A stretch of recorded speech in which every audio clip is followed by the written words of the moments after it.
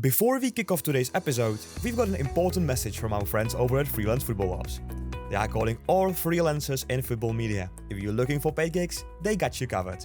From writing to graphic design, video editing and presenting, they got it all. Plus, they also got opportunities for sports writers with Freelance Sports Ops. So don't miss out, check out the links in the description below and sign up for the newsletter. Ladies and gentlemen, young aspiring professionals, welcome to the second episode of the 12-Man podcast. Today, we step off the path of sports journalism and enter a completely new realm, the realm of fan engagement.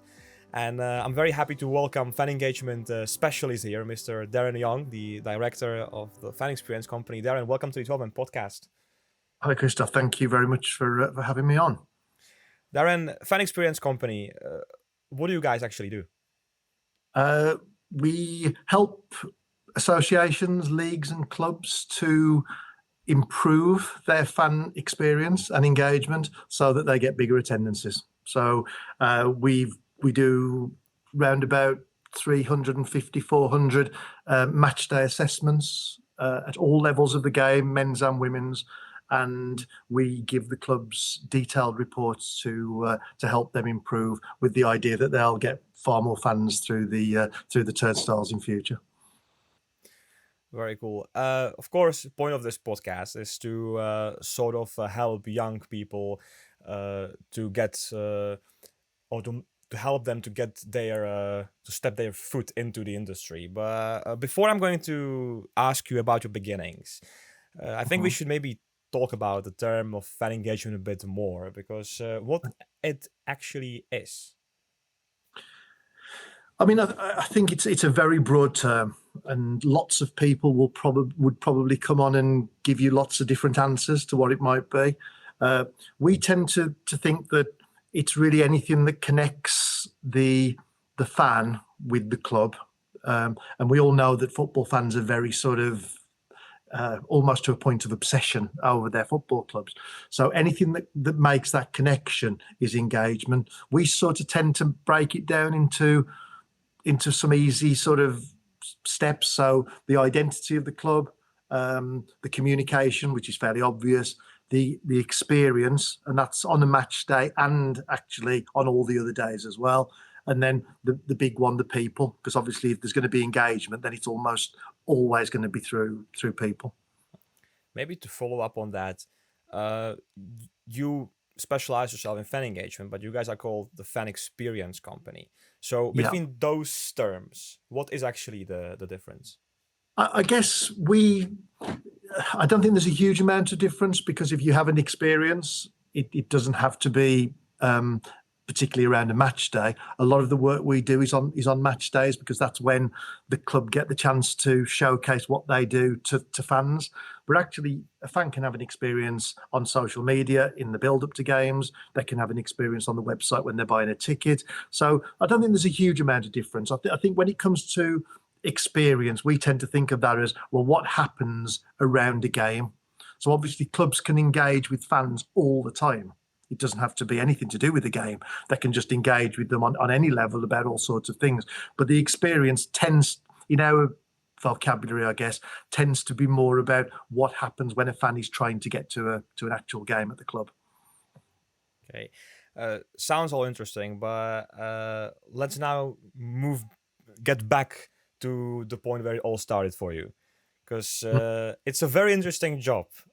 How did you actually end up working as a director of the fan experience company, and your whole career working in the football industry? How did it start? Yeah, I mean, there's sort of two parts to it, really. I got involved. I worked for a company that did some work with the Premier League, and I got involved a long time ago. I'm certainly not a young person in football anymore. But I got involved on a very part-time basis, helping a few clubs with training, and really just doing some staff development. So that was a long-term thing that I sort of got into probably about 2004, something like that. And there I met both in the company I worked for. And through this work that I did in football, I met Mark Bradley, who is going to come up a few times in this story, I guess, because I'm sort of very lucky that that our paths crossed and we became really good friends, because that obviously had made a big difference later. But I then, when I found out Mark was doing assessments for football, I sort of became a bit of a go-to person if he was desperate. So he had people doing assessments all over the country, and I said to him, "Look, if you ever need anyone just to fill in at the last minute, I'm your man," sort of thing. And he'd just, he'd ring me up and say, "Is there any chance you can go to Milton Keynes on Saturday?" And this would be Friday afternoon, and I'd just help out, and that's how we sort of got to know each other really well, and that happened for a number of years. I did a few assessments, sent in the reports. We used to have a chat every now and again, and that was it. And in 2017, I guess I took a chance. I said to Mark, I called him up and I said, "Here's your report for Milton Keynes, but also, can we have a chat?" And I guess it was just great circumstances. He said, "Oh, I was going to ask you if we could have a chat as well." And the conversation we had, which was in an American diner somewhere just outside of Nottingham, was really funny, because it was one of those, "Well, you go first. No, you go first." And he was going to ask me if I had any time to be able to help him on a more regular basis. And I was about to ask him if he needed anyone to help him on a more regular basis. So it was just that perfect moment, and we decided to see how it went from there on. Such a nice coincidence. So he really loved the report, means. Yeah, I mean, what was really good, and I suppose really helped, was that he always said, if I sent him a report, he wouldn't have to change a single word, because it would be written exactly the way that he would write it. So we always had this very similar sort of outlook, and I guess it helps that we don't support fashionable football teams, and we sort of understand football on quite a level where we know what it's like to be a fan who doesn't have a lot of success and all that sort of thing. So we always got on really well on that basis. He liked the report, and then he asked me to go to Wembley one day. That was our first sort of proper engagement, I guess, where I wasn't working at the time with him, but he said, "I'm going to Wembley to do this presentation. Will you come with me?"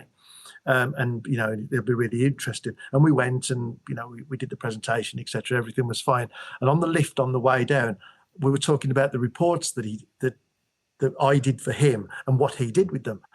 And I said, the clubs would probably benefit from having a much more detailed report with images and badges on and all that sort of stuff. And he was like, "Well, that sounds great, but I don't really know how to do that." And this was a few years ago, and I said, "Well, that isn't that difficult. We can work together and do it."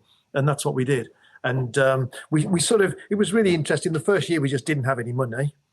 Suddenly there was two people working in a company that had always had one person doing all the work. So we had to make some real sacrifices. But we sort of went for it on the basis that we thought we could get through it. And as we got better and bigger, other leagues would come on.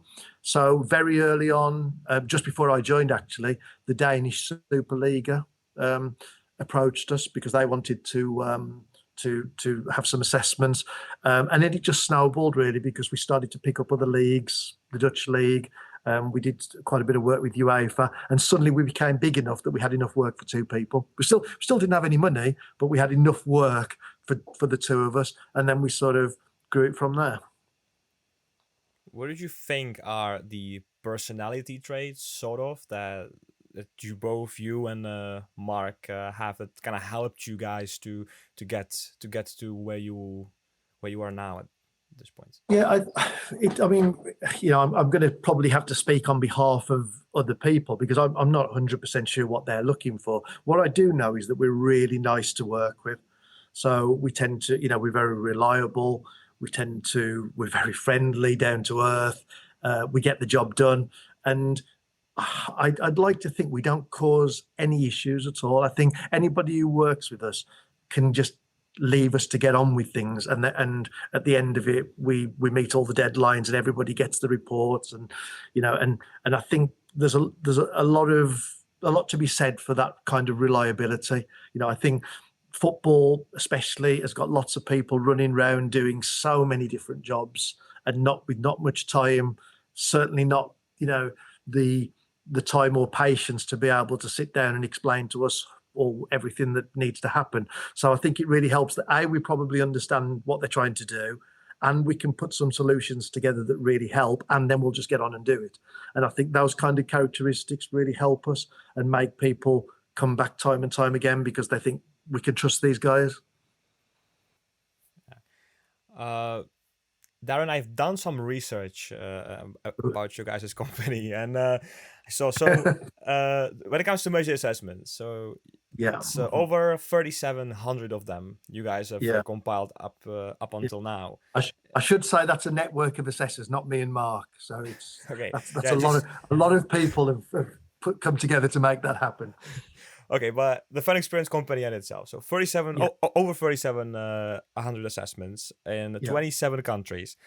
Yeah. I'm not going to ask you to name all of the 27 countries, but when it comes to these countries, can you depict any particular one where their fan engagement, fan experience is top notch?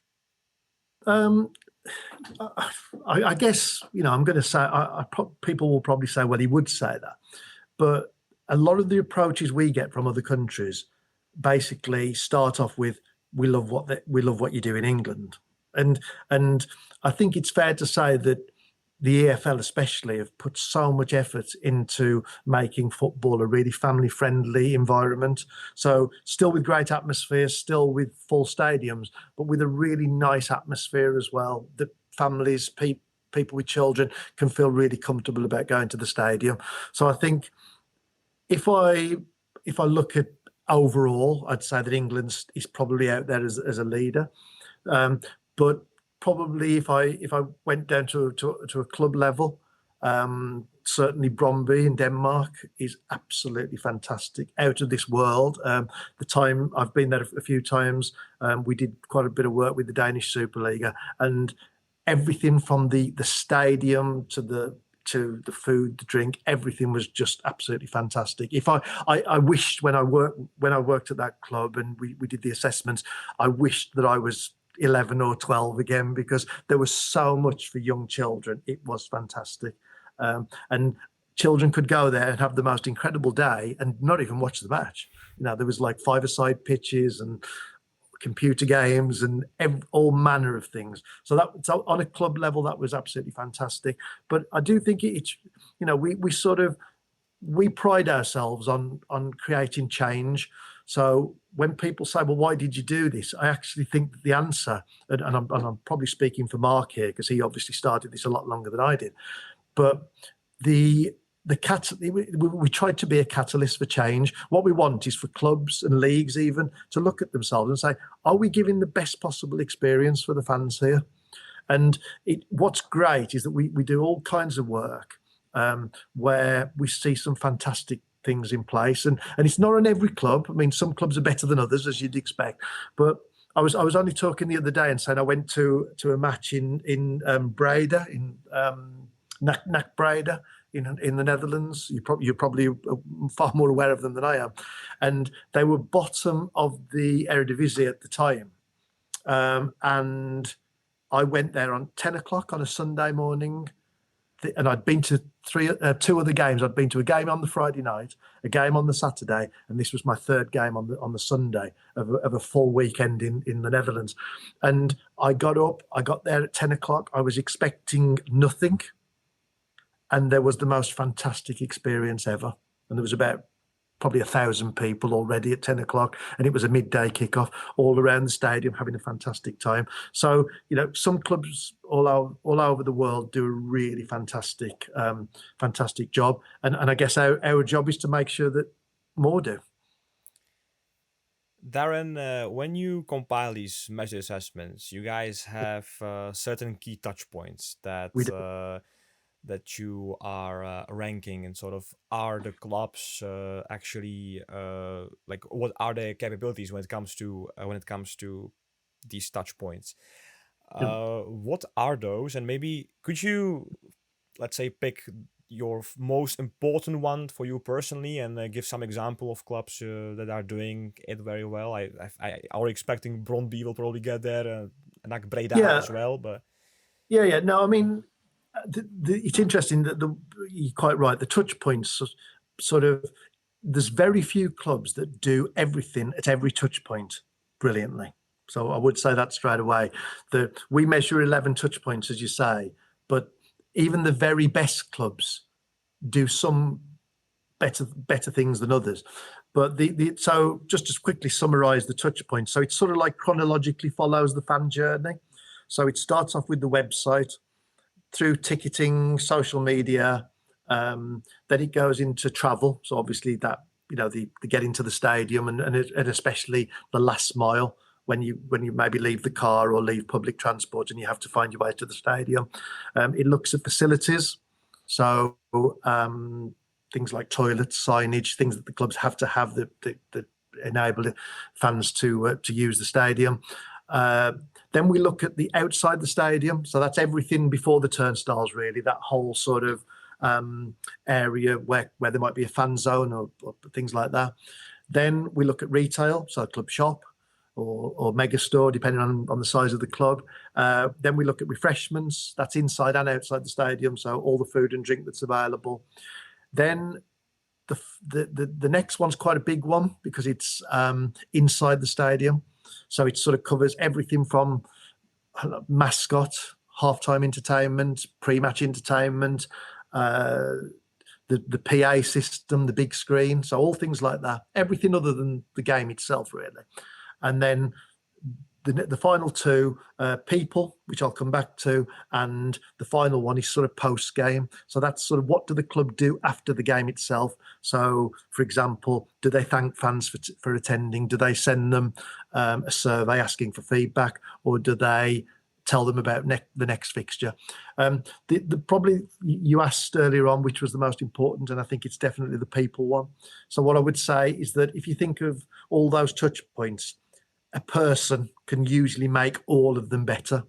So whether that's someone who answers a telephone when a fan rings to find out some information, somebody who's posting on social media channels, somebody who is giving directions outside the ground or outside the train station, right the way through, every single touch point can be made better by an individual. So I'd say that's by far the most important. And certainly in the assessments we do, the way that we rank the clubs and the way that we score the clubs, one of the deciding factors is actually the people score. So clubs who score more highly on their people get a better overall score. And of course, what can also happen is people can also destroy the experience. So a club can have lots of great things in place, and then just all the people let the experience down because they're miserable or not very proactive. So people hold the key to really the success or failure of the whole match day experience. Early on, you were talking about big clubs. Has there ever been a time where you were assessing a very, very big club, let's say, I don't know, somebody in the Big Six of England, or maybe in the Netherlands, Ajax, Feyenoord, PSV, and there were certain touch points where they did very poorly, and you were like, wow, I didn't expect them to do so bad.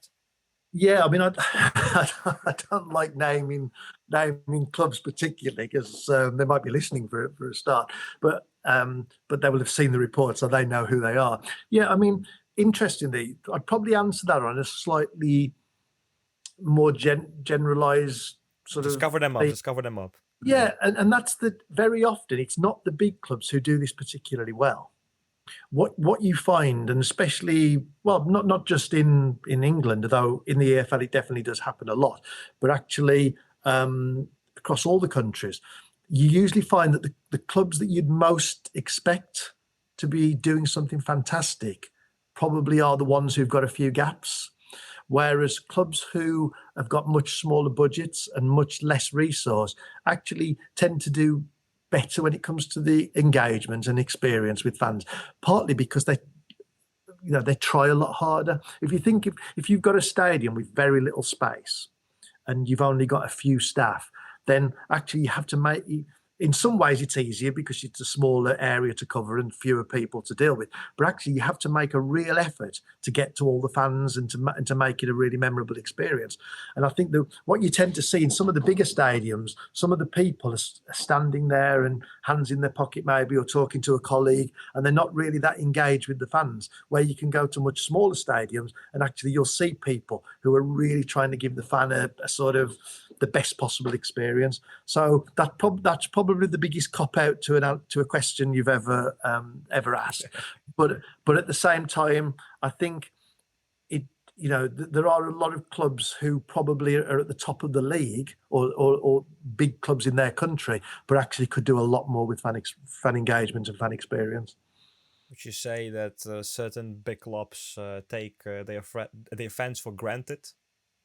Yeah, I mean, that might be a little bit unfair, I guess.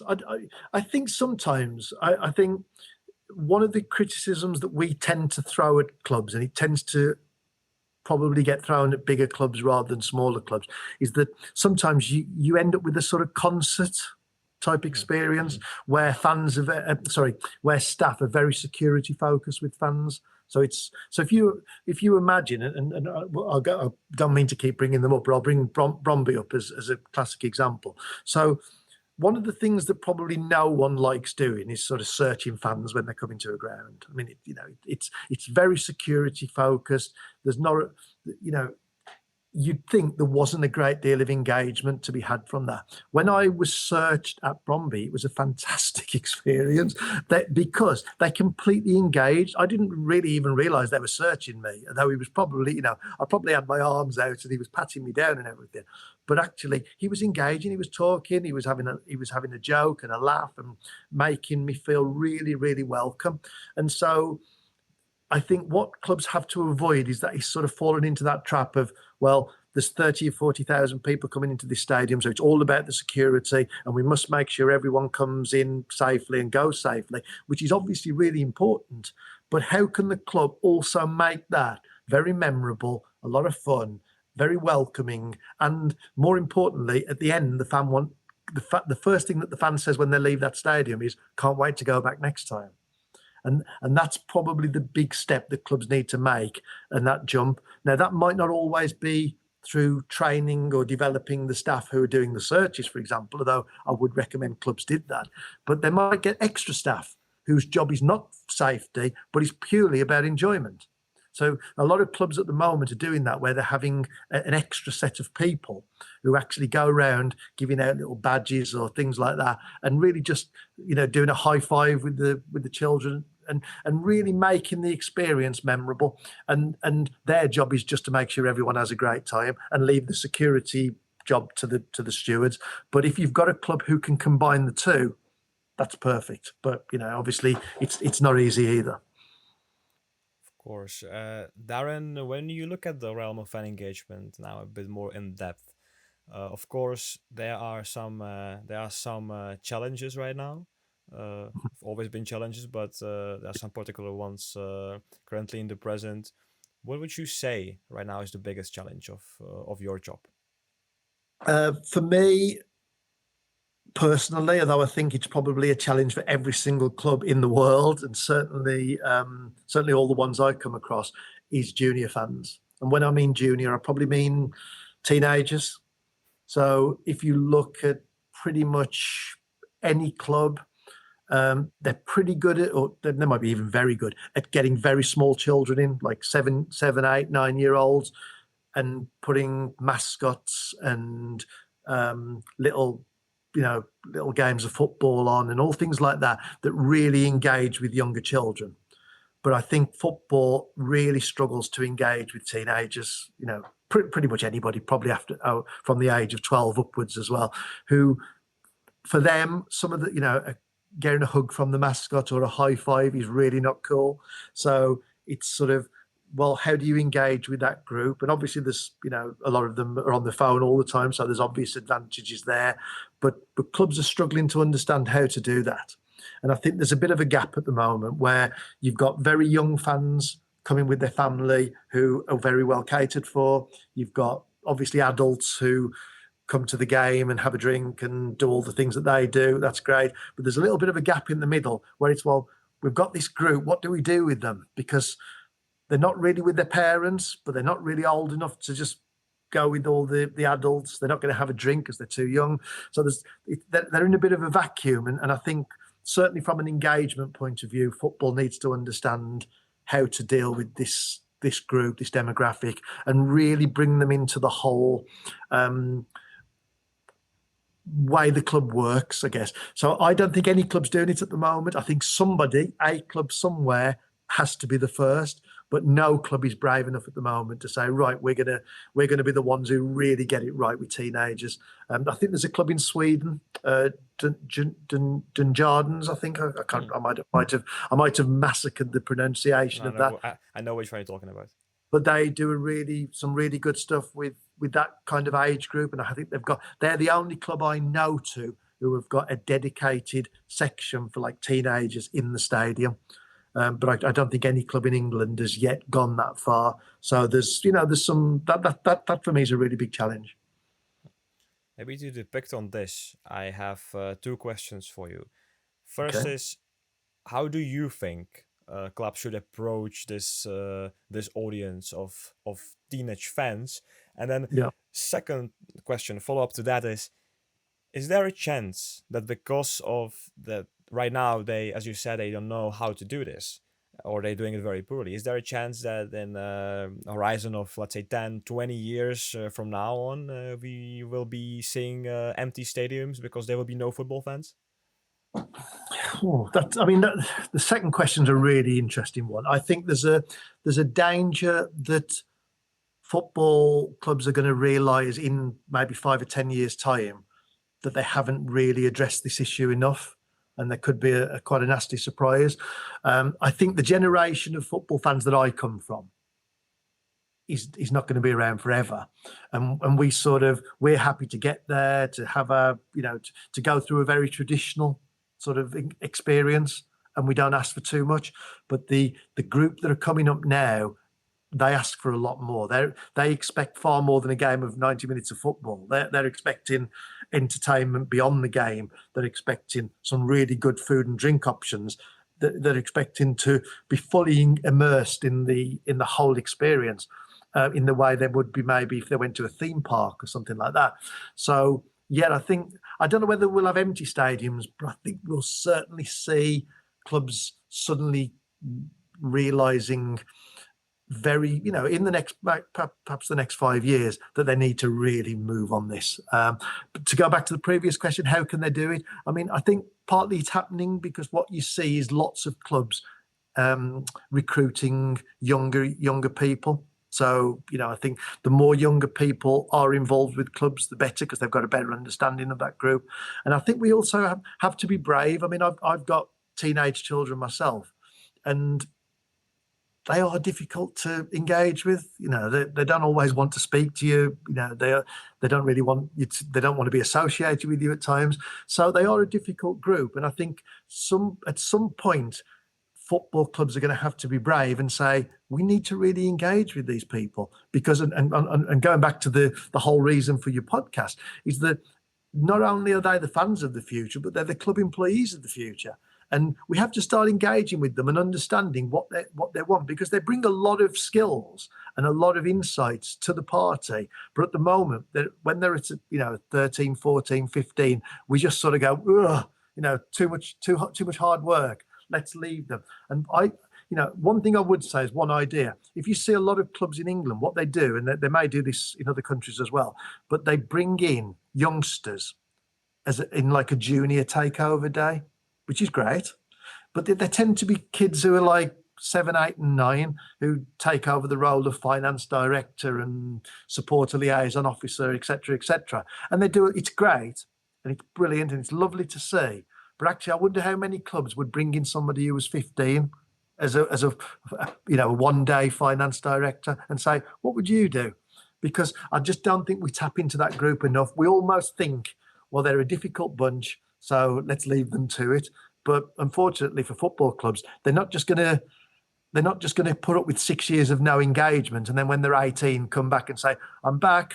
can I have a drink? I'm ready to be a supporter again. Once football loses them, it will be really hard to get them back.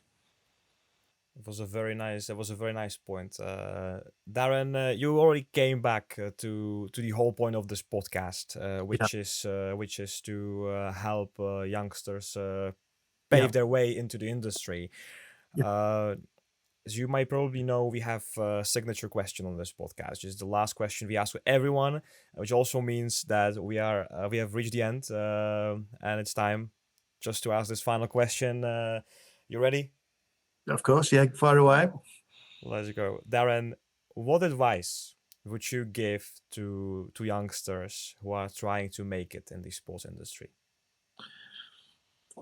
It's. I mean, what I would say is that from my own experience, and I had quite a bit of luck to get in because I knew someone who was already very established, and it was perfect timing.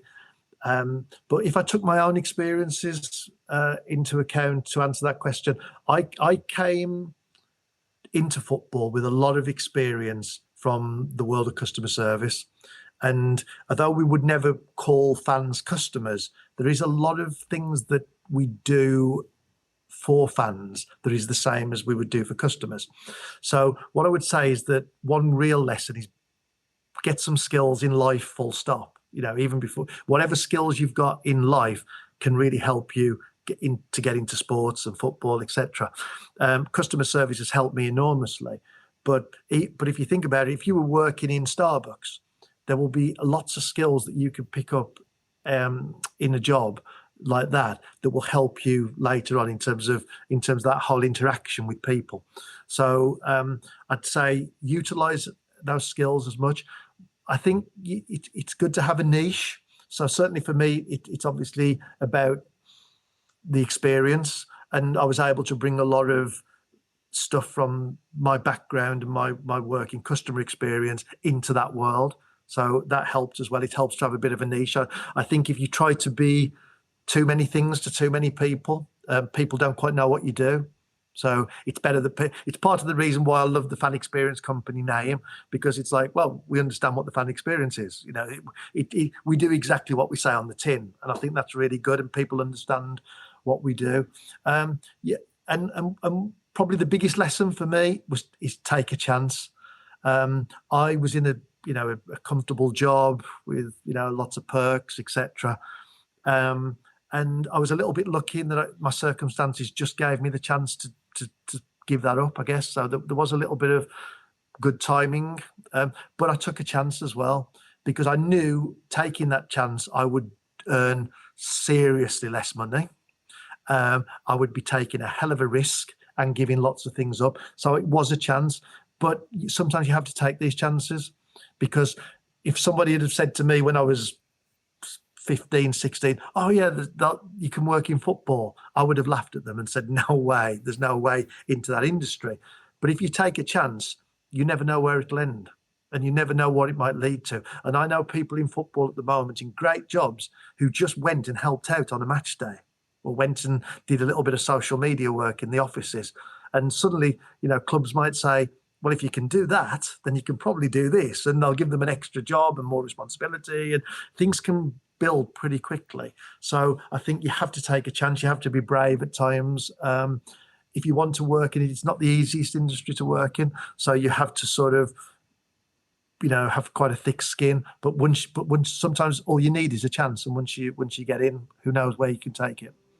It was a very good, very nice finishing touch. Thank you so much, Darren, for taking up on the invitation and coming to the podcast. It's been an absolute pleasure. Been a pleasure. And thank you so much to all of you for tuning in. And make sure to follow the 12 Men Sports on Instagram. Make sure to subscribe to the podcast on YouTube as well. And, of course, follow us on your preferred podcast platform, whether that is Spotify or Apple Podcasts. We are also showing up on TikTok pretty soon. That was it for this episode. I hope you guys were able to learn a bit, and that you guys were also able to sort of take some of Darren's insights into your notebooks. That was it. Until next time, keep kicking.